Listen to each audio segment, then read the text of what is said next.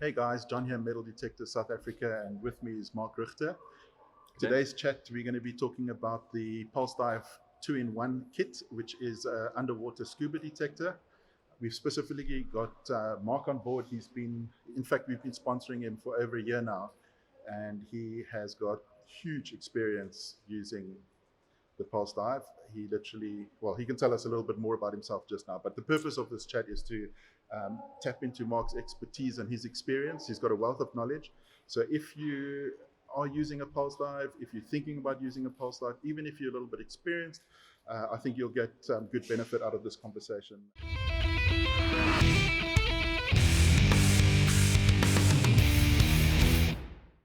Marc, tell us a little bit about yourself. How long have you been pulse diving for? Yeah, thanks, John. I've been pulse diving for, snorkeling with a metal detector, handheld metal detector, for over 3 years. I've used the PulseDive now for about 2 years since it came out, and it's just a way better machine than the ones I had before. Okay. Yeah. How often do you get out?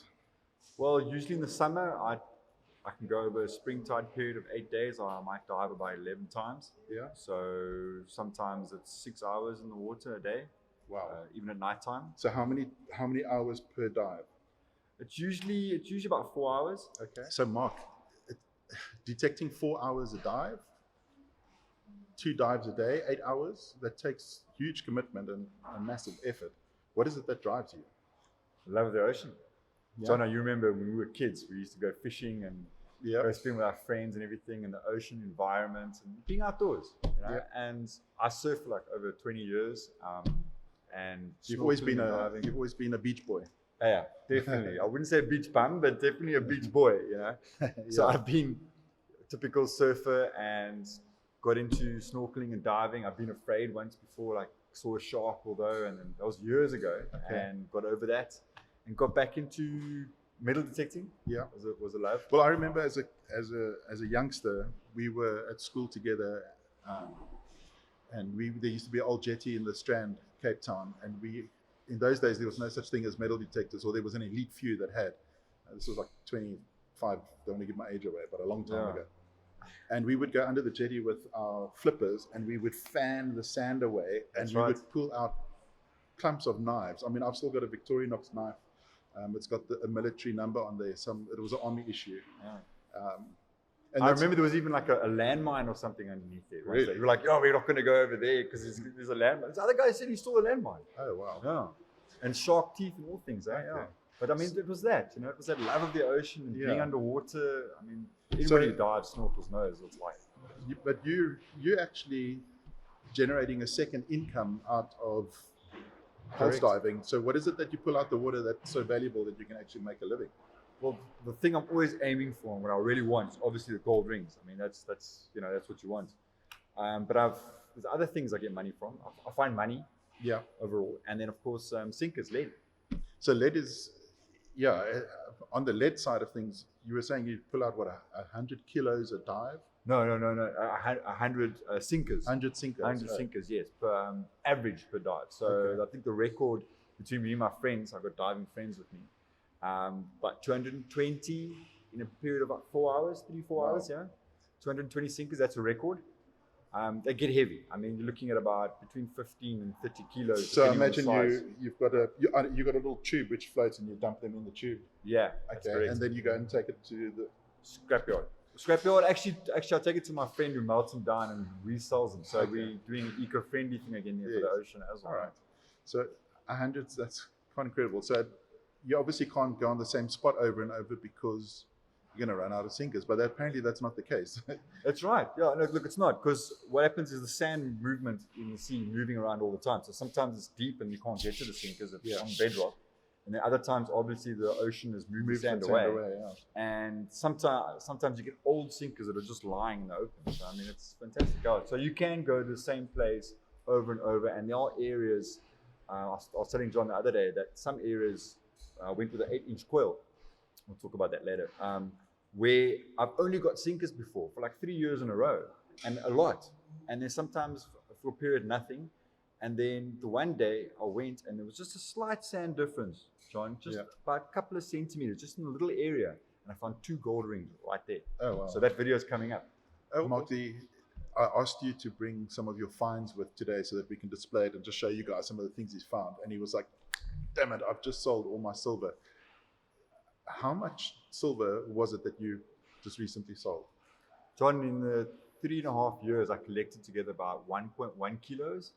1.5 kilograms of silver.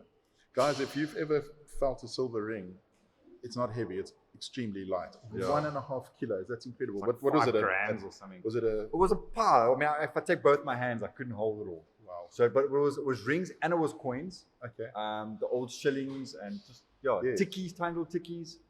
And I've got some videos of that as well. I'm going to show you sometime. But I can't believe handfuls of it, yeah.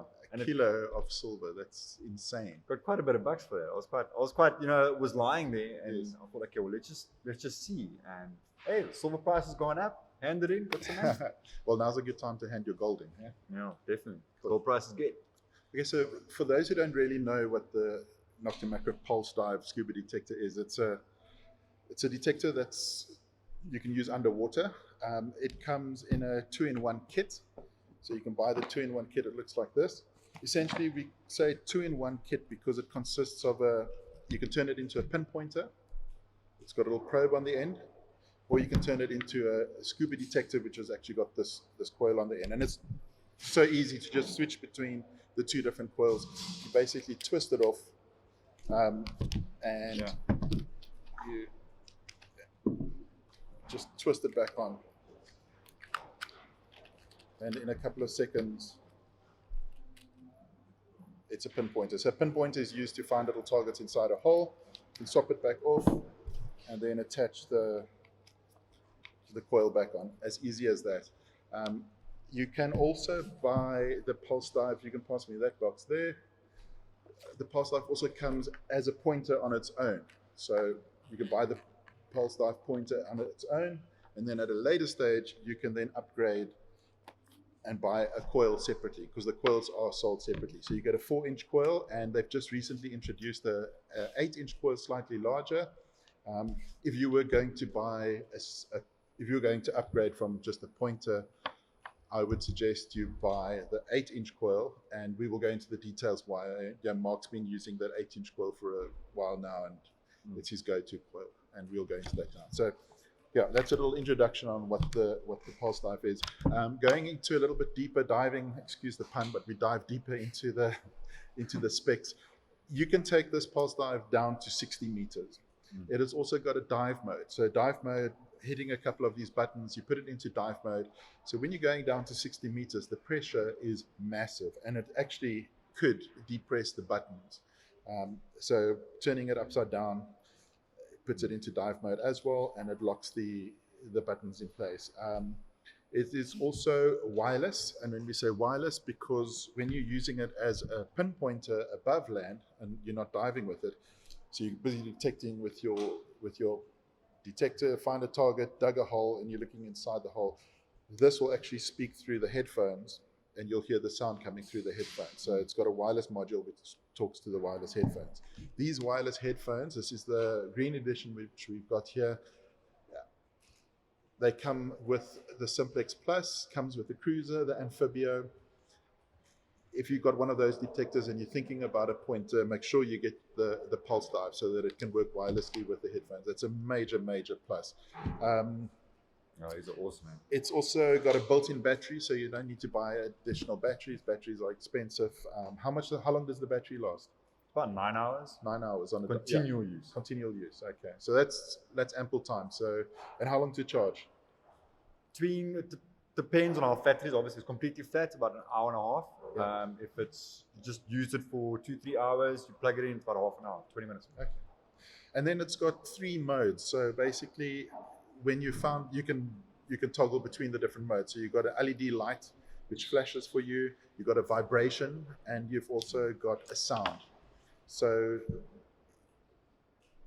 you probably want to have all 3 features on, but if you didn't want the sound, you don't want to disturb the wildlife or the sea life under the water, maybe you don't want the sound on, and you can just work with the vibration. You're scared maybe you're going to check sharks or something by the vibrations and things and Yeah. noises and stuff. Yeah. It's also got what we call rapid retune. So if it starts falsing, yeah, you can get it out of the falsing mode, retunes rapidly. I'm just looking at some of the specs here. Lost alarm as well. So if I've lost one pointer on land, detecting, digging a hole, using it, putting everything back, walking on and leaving the detector behind. And these things sometimes get covered up by the sand. So having a lost alarm, audible and visual. It also helps, John, if you're not using it for a while and you realize, and it's not touching anything metal, then you realize it's on, so you can put it off, save battery power. So it also helps in that sense. Yeah. Okay, and then lastly, just to touch on the technology inside here, it's using pulse induction. So pulse induction, your normal detector uses VLF, very low frequency.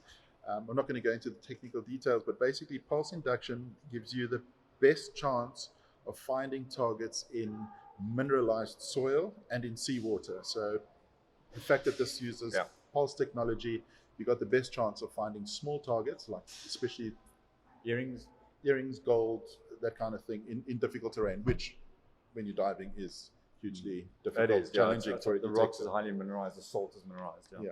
So Makro have done a really good job with this pointer. It's by far the best seller.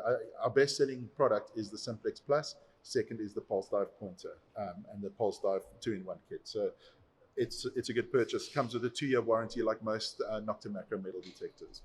Okay, Mark, so just tapping into some of your experience, there are 3 modes. You've got the LED indicator, the vibration, and the noise. How do you run your PulseDive when you're diving? Okay, well, I use, John, all 3. I just put on, you want as most advantage as possible to get a target. Yeah, that makes sense. So, yeah, you got your LED flashing. When you go over target, it flashes. You got your sound. Obviously, the sound gets louder as you get closer to the target. Okay. And then you got vibrations on the machine. Does the vibration also intensify the closer you get to a target? Yes, it does. Yeah, it does. Under the water, the reason why you need all 3, because under the water, sometimes if you're moving on rocky or gravelly kind of thick sand, you're going to feel a vibration on the bottom of the machine. So your vibration is going to be cancelled. So it could be you false. still got the sound. Yes. If you got wave action or noise, then obviously the sound you can't hear. So then you got the light. Okay. And then. But the sound actually is amplified in the water, is correct? Okay. Definitely amplified. It's a great help. Yeah. I think there was 1 or 2 occasions where you can't hear it. So it depends if the water's running over the rocks or something. Then, like you say, you can fall back on the LED light and the vibration and also the LED, vibration. Yeah. Now you do a lot of night diving, and it's interesting because why do you dive at night? Obviously, it's low tide and you want to try and get a dive in, but there are advantages. Yes. One of the main advantages is that the LED light at nighttime, it shines up very brightly. Okay. So in the daytime, you don't see the light. So you've got an extra advantage at nighttime where light in darkness, like a match, you can see a kilometer away. Yeah. So when you're going over a target, you see it immediately. You're not going to miss it. But it's nighttime, so isn't it going to be harder isn't it harder detecting at night though? Because how do you see your target? Well, John, a lot of the times, even in the daytime, the water's so murky, you can't see anything anyway. So you're going on sound and vibrations. True. Anyway, just on that. But you also dive with the lamp on? Yes, correct. Now, I use a headlamp, a waterproof headlamp. Yes. A lot of the times when you're diving and snorkeling, you're using your feelings. So gloves don't always help. I have a glove on this hand to move away the rocks and the sand and stuff. But on this hand, I keep my fingers open. Specifically because when you're in the hole or you're in between crevices, you need to feel what there is. So if you can't use your eyes, you can't see, you can still use the sound, you can pinpoint it, you can get close to it, and then you've got to feel the object. I know what sinkers feel like what compared to rocks. So guys, most of the diving that gets done with the PulseDive is not necessarily 20 meters down with tanks on your back. Mark, you just go with a snorkel and how deep are you? 75 centimeters. So what, like this? Yeah, my average. So your feet are flapping up in the air? Well, no. You move around a lot with. You actually don't use that much energy. You move around. Sometimes you can just drag yourself around, but you're floating around because your main focus is to move this in a pattern that covers all the ground, which the 8-inch covers double compared to the 4-inch. But you're with a snorkel, and your snorkel's always above there. You're not having to hold your breath ever. Correct. Yeah, you want to save energy. So if you're holding your breath, you're going down to get an article, you've got a weight belt on, then you're Yes. going to use up more energy. Okay. So, I mean, 75 centimeters, between 50 and a meter, basically. Okay. But your optimum is 75. Your arm length is your All optimum. right. So, yeah, So that's would the you depth I go. basically go to a point where your snorkel gets submerged and then you'll step a few meters back in just so you're not so deep? Yes. Okay. Yes, actually do. So, yeah. So I guess that's the benefit. When it's low tide, you can actually go deeper. Correct. Where it was. Correct. Okay. There's more sinkers or Yes. more gold. Yeah. Oh, that makes sense. Okay, so it's not always a case of buy this because you're going to go diving with tanks on your back down to 60 meters. No, it's literally flapping around on the top of the water, and you can pull out targets. Yeah, I mean, rock pools. You got anywhere where there's rock pools, basically. Yeah. You can go out there, grab this thing, and have time. There's a few things that Nokta Makro have changed on the PulseDive, and we just noticed it now, to be honest. So this is Marc's original PulseDive. It's got a flat indicator with the LED. I don't know if you can see that. It's just flat. And I see the new one that you just pulled out of the box now has actually got a little bit of an angle there, which would obviously... Yeah, you able can to see it better. see the light flashing a lot quicker and easier. So That's quite cool. So yeah, we're for gonna have pinpointing to, and for diving. we're gonna have to swap yours out now, eh? Yes. Excitement. Then the other big introduction, or the big new development, was the launch of the 8-inch coil. It comes with a 4-inch standard, and now you've got the larger 8-inch coil. Benefits of the 8-inch coil? It's bigger is better. I don't know if I may say that. Bigger is just better. Now look, I first used this. When I started using this, I was like, I don't know, I'm not too sure. Maybe I'm so comfortable with this one. But now this is my go-to. Okay. 8 inches is the one I'm going to go to. It's got a larger cover area, so if you're doing a certain area, this is going to go a lot quicker. It's literally double the time. I mean, you're spending 4 hours in the water. You want to cover as much ground as possible. Correct. Now you're covering double the amount of ground with this one. And what about depth? Well, depth, it's also twice as deep. Okay. I have found that you're picking up the items deeper. So like, I remember the one time thinking I got a sink out and I was like, geez, that thing was deep. This thing is so much deeper than the other one. Sorry, John, to interrupt. I wanted to say, like, for instance, a ring. This is now concerning a ring mostly. Okay, guys. So you got your depth there. That's your ring, and then this is the 8-inch. So you got. I mean, it's actually a lot more if you think about it. Huh? Yeah. I mean, just look at it. Okay. So also the advantage. Look, reason I won't give this up completely. I mean, I got it, and if there's a trashy area, I'll use the 4-inch coil. Okay. So just like on land detecting, trashy area, you want a smaller coil, go in between the trash, find the targets. Correct, yes. Yeah. No, definitely. And then also with the smaller one, if you've got an area where there's a lot of rocks and a lot of crevices in the rocks, yes, and you've got to get in between them, this one is far better. Okay. Far better. I still use this, but I know and feel from experience that you sickle or you struggle more. So it's Afrikaans word. You struggle more to pinpoint with a big coil compared to the smaller coil, but your coverage is greater. Yeah. So I learned and changed my techniques with the bigger coil.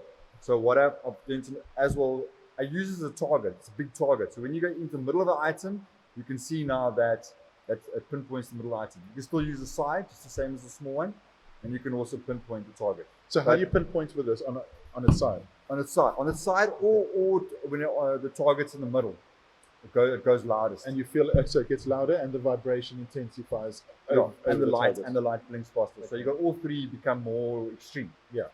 Now, also what helpful about the 8-inch compared to the 4-inch is that if there's a very light item, I don't know if I have a very there's a little pull tab, the gold. I don't know what do you want to call this, the gold evil, because all items, they pick up on all machines. Pull tabs are the same as gold. But now, if you're busy detecting with a big coil and you've got a light item in the hole, then you don't know what's there yet. So now you're waving away the sand and you're trying to find out what it is. And a light item with your waving action is going to blow past the coil and you're going to hear it, either through the center or through the side. Guys, so Marc's top tip, would you say?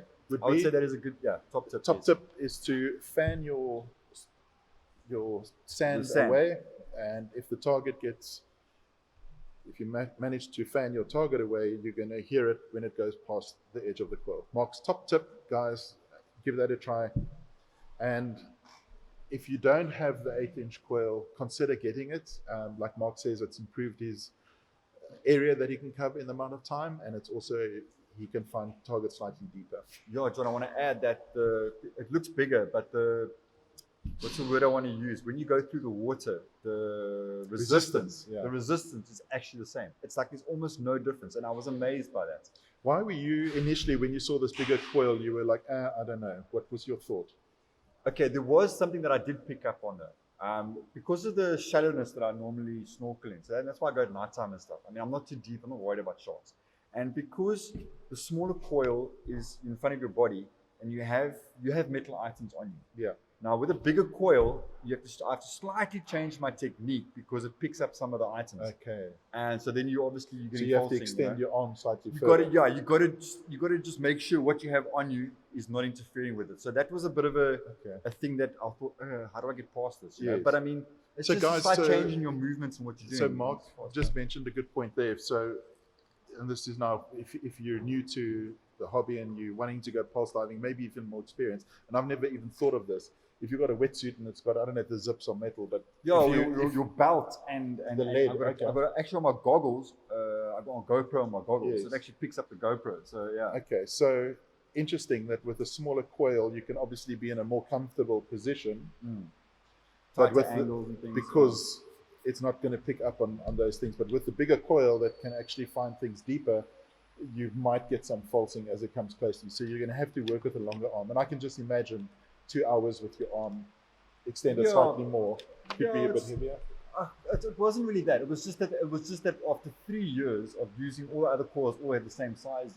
I had to slightly change now and be aware that a lot of the times you're actually very close together, the ground, the detector, and you. So with this, it's also made out of metal. It's connected to your belt. With waving and stuff, you do pick up other items. What Mark has just shown us here is the lanyard which comes with the package. Do you actually use this? Yes, I do. Okay. What happens is, I love this about this. Okay, you got an item or something, and now you waved it away, and now you're trying to look for it. Now you want this. Remember, I said this hand's got a glove on because you got sea urchins and rocks and stuff. You got to move it away so you don't damage your fingers. I actually just let go, and it stays connected. And it like sort of half drifts and half just stays on the side of me, and I can use both my hands. So yeah, this definitely is a lanyard is a key element. Okay, so lanyard comes with it, and what Mark is saying is use it. At the end of the day, Mark, this is a tool. You're using it 8 hours a day. You're diving twice a day, 4 hours each dive. You're going to need to take care. It's an expensive piece of equipment. What do you do to make it last? How many of these have you gone through? John, this PulseDive is like truly long lasting compared to other ones I've used before. Yeah, I've had no problems with this thing. I mean, it's been like what, a year, 2 years now, and so I've got no fault with the battery. I've got no issues whatsoever. The rubbers, you come with extra O-rings and things inside. Well, let's just start off. First of all, what I do is when I finish diving, okay, I rinse with fresh water. It's a golden rule. Use fresh water. Sun and salt destroys. Yeah, so even with your hobby detector, if you've been on the beach, even if you haven't been in the water, get home, spray that thing off with fresh water. You have to do that to make it last. Yeah, no, correct. Otherwise it corrodes and it eats through the rubber and the seals.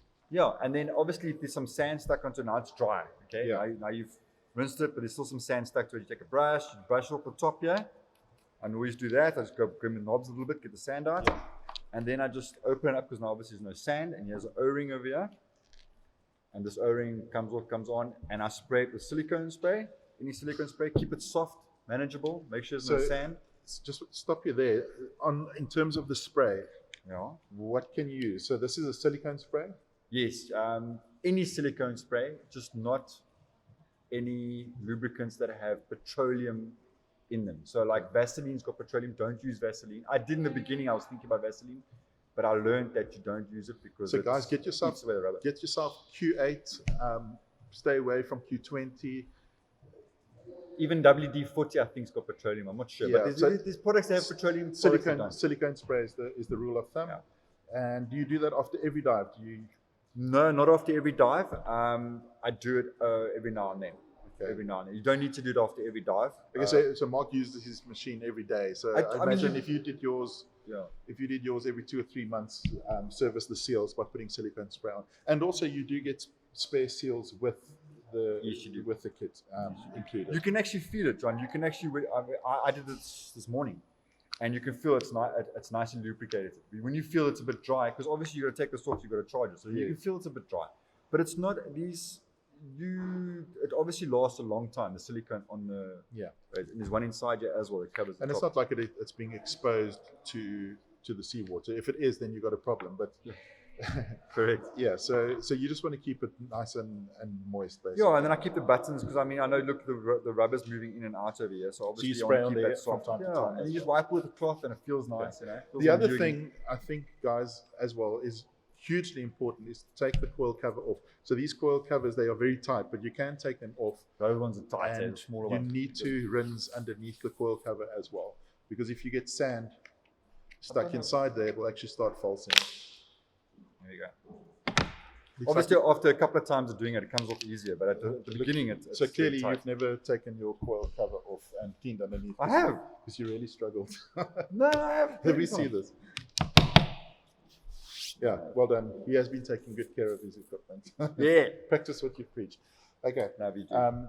If you, even with your hobby detector, your on-land detector, if you don't clean under that coil, you can get soil in there, and it will or can cause falsing. Yeah. Okay, so second tip is, guys, use silicone-based spray to service your Not petroleum. Then the other thing is, you can look at Mark's pointer over here. So the pointer comes with a protective nose cone, protective cover. It comes included with it. I see you've got a big blob of something on the top here, and that's obviously you've used this a lot and you've worn through it. Correct. John, what happens, even when I got it, I learned this from years ago. As soon as you get a pinpointer and you've got a cover, even if you don't have a cover with your pinpointer, guys, put on putty, epoxy, super glue with sawdust, anything that's not metal, obviously. Okay. That is a hard substance that you can glue on here, that you can put on here, because going through the sand, sea sand especially, and then rocks and ground and everything, it wears through. So you don't, at the end of the day, you don't want to wear through and getting to the copper coil inside of here. And you don't want water coming inside and stuff. So this, I just keep, you see here, it's starting to come through here a bit. Yes. To this piece of plastic, and I'm just going to add some more onto there and go again. Yeah, this takes a lot of beating, because once you're finding, you shouldn't do this, guys. You shouldn't use this as a digging tool. But I think we all do it. Is you can't find the target and you actually use it to scrape away. Yeah, it's natural to and look you do for wear it, this isn't through. Yeah, it does.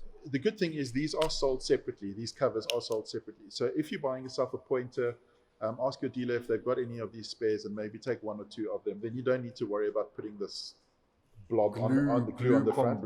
But Mark actually, again, another excellent tip. Before he even takes it for its first, I did it right first in the dig, put it straight on as a precaution before the time. My friend's detector that she's got, it's actually worn through here. Oh, it's actually gone through the cover, and then now she's got issues. Yeah. Water's coming in. You know, these things are expensive. So I just did it from the beginning. I know. All right, so that's our third top tip, is to fix the tip. Yeah. Top tip. Top tip, fix the tip. Keep the tip strong, man. Yeah, so get yourself extra couple of these covers. They do wear through. And if you are seeing wear, do what Mark suggested there, is to cover it up with something strong. Yeah. So John, just to go back quickly on that, when you're cleaning and you use silicone and you use rubbers and you stuff, the inside here, make sure there's no sand, obviously, on the inside here when charging and things. I think a lot of your connections to detectors and stuff, you must make sure there's no sand. Which is why you got this brush here, which you use to just correct. clean it out. You know, I use a brush, but you know, this thing is so well made. I'm so impressed with it. You'll also notice with the PulseDive, I should have taken one out the box now, I didn't, but it actually comes with two caps. Yeah. One cap is solid, and the other cap has actually got holes in. So when you're using it above land, you'd have the cap which has got the holes in, because that will allow you to hear the beeping and the sound on land. But obviously when you're diving underwater, you need to put the solid cap waterproof on. Waterproof cap on. Guys, this is a bit of a sore point. At some point, you could forget to swap the caps around, and you're going to destroy your PulseDive. So use it with caution. I would say if you use your PulseDive for diving, just stick to the solid cap. You can actually hear it with a solid cap on. And if you've got wireless headphones. I actually keep the solid cap on, John. Look, it's a lot lighter, the one with the holes. Yeah. So for land detecting, it is way lighter, and it is sort of like water resistant, you know, from rain and moisture and stuff. It is slightly like that, but it's not waterproof.